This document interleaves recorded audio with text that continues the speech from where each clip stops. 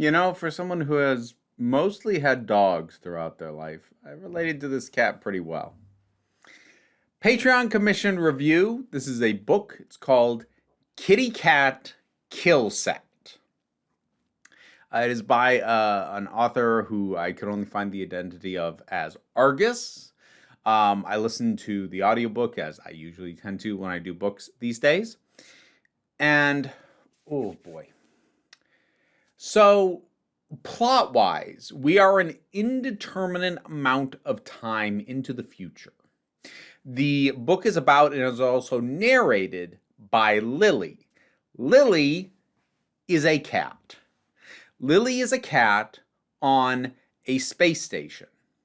It is a space station that she has access to only some of the systems on, only some of the places that she is able to go. However, she's also been there a very long time. As in, longer than a cat should even be able to live. But she's been there a while, and she's figured out how to make use of some things, and she spends her days doing her best to make use of equipment not designed to be used by her, or indeed anyone who doesn't have thumbs, and to try, to the best of her ability, help what pockets of humanity remain. Effectively, what you have is a cat in control of a death ray satellite. That's an oversimplification. The station that she's on is actually a lot more complicated than that, but it would be the one sentence pitch. Because down on Earth, there are still people. There are also things that are not people, but aren't necessarily bad. And then there are things that she calls emergent events, which seem to be intrusions from other dimensions, for lack of a better way to put it, that she just intermittently tries to blow up when they show up. Now, that's not the only threat down there. There's a lot of old systems, both on the planet and in satellites and abandoned stations and ships all in orbit around Earth.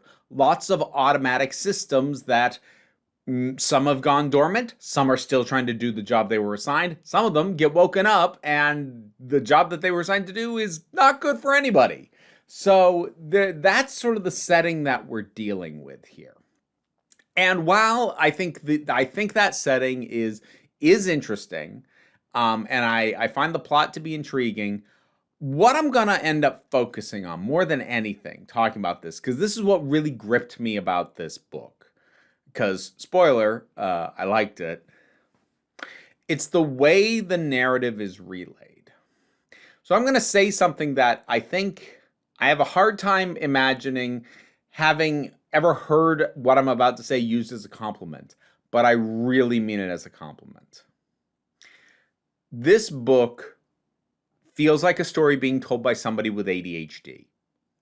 Now, as I said, I think most people, if they were to use a phrase like that to describe a book, it would not be a compliment. It would be an indication that the narrative is unfocused, unfiltered.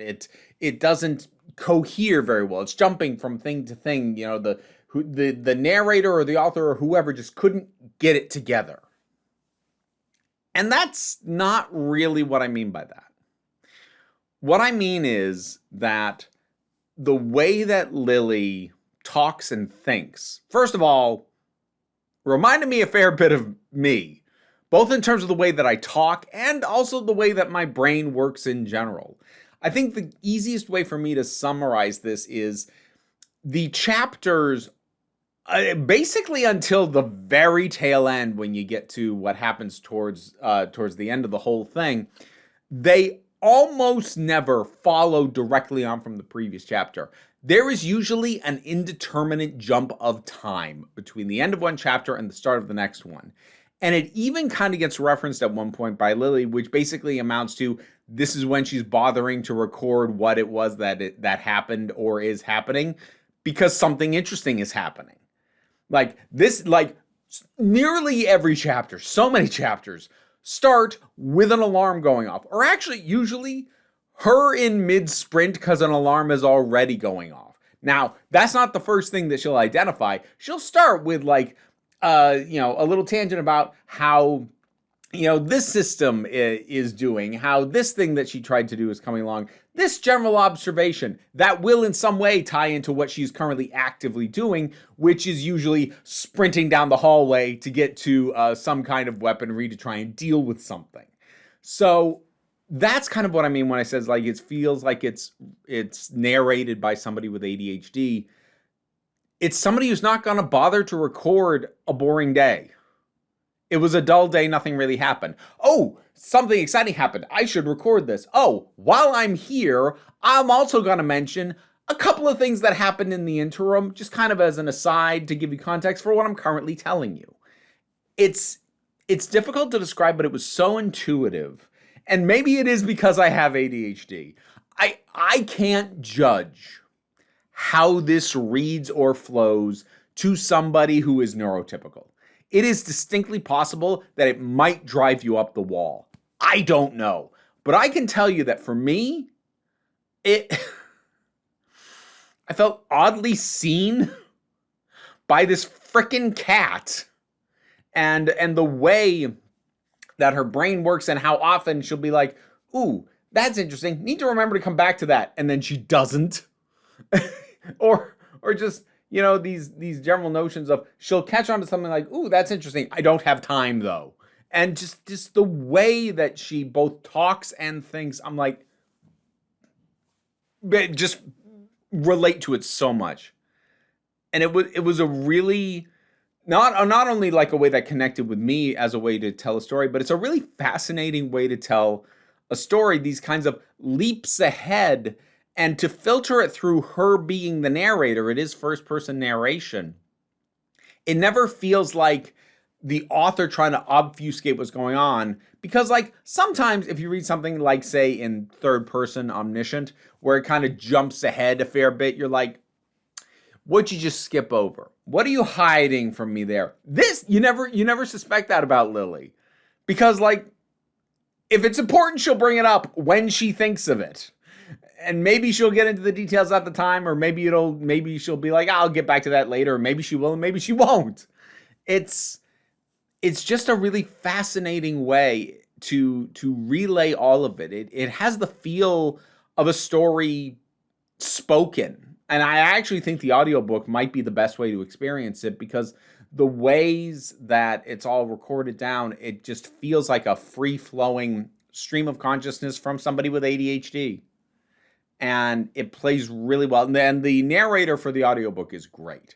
There's one thing that I'm going to note that isn't actually a problem with the book, but did have me worried for a hot moment. So I'm just going to address it real quick. So we are at a time in human society where, as much as it is a very long-standing trope that AIs... be they, AIs attached to robots or computer programs or the consciousness of a ship or whatever, that AIs in science fiction are effectively people. That's been the case for a long, long time. However, we are reaching a point as we have developed what I'm going to put in massive sarcasm quotes is AI, and we call all this stuff AI. It isn't. It's not the same thing. The stuff that we now call AI is not the narrative trope that exists in these sci-fi stories. It's not even close. That having been said, we are at a point in time where hearing a character say that people who don't trust AIs are racist or stupid or like AIs are people, we are at a point where it is an awkward thing to hear. Not that it is something that is said in sincerity necessarily by AI evangelists, but they do want you to start to think in those terms. It serves their purposes for you to think of AI as people, to think of AI as being a thing that thinks. This is something that's actually showed up in comments when I've talked about AI. I've talked about, like, you need to understand the way it thinks. And people have said, it doesn't think, don't describe it that way. And I'll try to take that on board in future. I shouldn't be using the terms of the evangelist to describe this thing, especially because those terms aren't accurate. But we are at a point now where seeing a sentence like being against AI is racist, lands weird. And I was especially concerned when I checked the publication date on this because, like, in my mind, ChatGPT came out in 2022. It became publicly available. So give it about a year buffer, 2023 on, things published from then on. I'm a little bit more cautious about how they talk about AI, and the publication date that I found on this initially was 2023. And then I got even more worried when I looked up some of the other work from Argus, and it's a lot of stuff, and it's all long, and it's listed as coming out like within a fairly short period of a few years, and I started to panic. I'm like, is this someone who's using AI to crank this stuff out? Like, part of me said, I have a hard time believing this because the narration is so unique that I have a hard time believing that this could have AI generation as part of its DNA. And thankfully, what I ultimately found was that the way that Argus, at least this book, and I think some of the others, were basically blogs. Like a chapter was a blog entry, and they were later compiled and published in 2023. But like writing on Kitty Cat Killsat began, I think, in 2017, like was the first blog entry.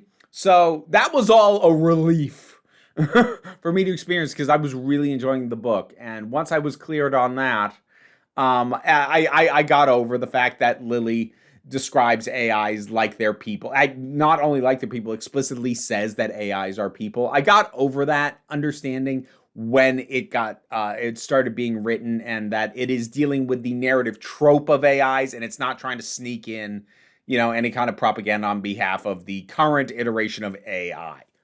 So I probably spent more time on that tangent than I should have, but like it needed context. I guess that's your preview for what it's like to hear Lily tell her story in that book. She tangents, and she knows she tangents, and she'll occasionally apologize for the tangent and then have to try and remember what it was she was originally doing. So honestly, if you like hearing me talk, especially on this channel, I do try and be a bit more structured over on the main channel, but here especially, if you like hearing me talk and the way that my brain kind of circles back to something and comes back to it, and suddenly, or I go on a tangent here and then I have to come back, and like if that works for you, even if you're not a neurodivergent or don't have ADHD yourself, you still might like this book. I really liked this book. And I think audiobook's a fantastic way to take it in. Kitty Cat Killsat. I don't really even necessarily want to talk too much about the plot or anything. I will say that, like, given the way that it's written, I did start to wonder, can it actually pull a firm narrative conclusion, given the way that it's been told up to this point, without feeling like it's giving up, its unique approach? And yeah, it was able to. And a couple of things towards the tail end tugged at my heartstrings a bit, which I hadn't necessarily expected. It's good stuff. Have you seen anything about this? Have you heard of it? Do you know anything about the author? What is a piece of writing that you think is anything like what I've just described, where it has an ADHD flow to the actual writing? Whatever your thoughts are on any of this, drop something down in the comments and let's talk about it. Patreon is how I was commissioned to take a look at this book. But don't worry too much about it. You can support me for a lot less than what it costs to commission a review. But, also, you don't have to. Like, share, subscribe. Those all help. But don't worry too much about it. We take a relaxed attitude around here, so just come on back next time you need a break.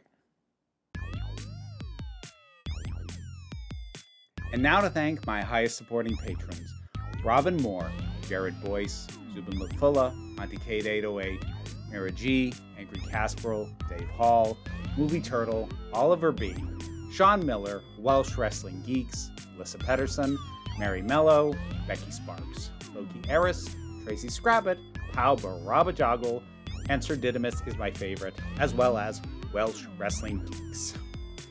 So, folks said they wanted the rats back. Here they are. I really should have not worn something that exposed this much skin. Their nails are sharp. Ow. Oh, you guys, get back here. Butthead.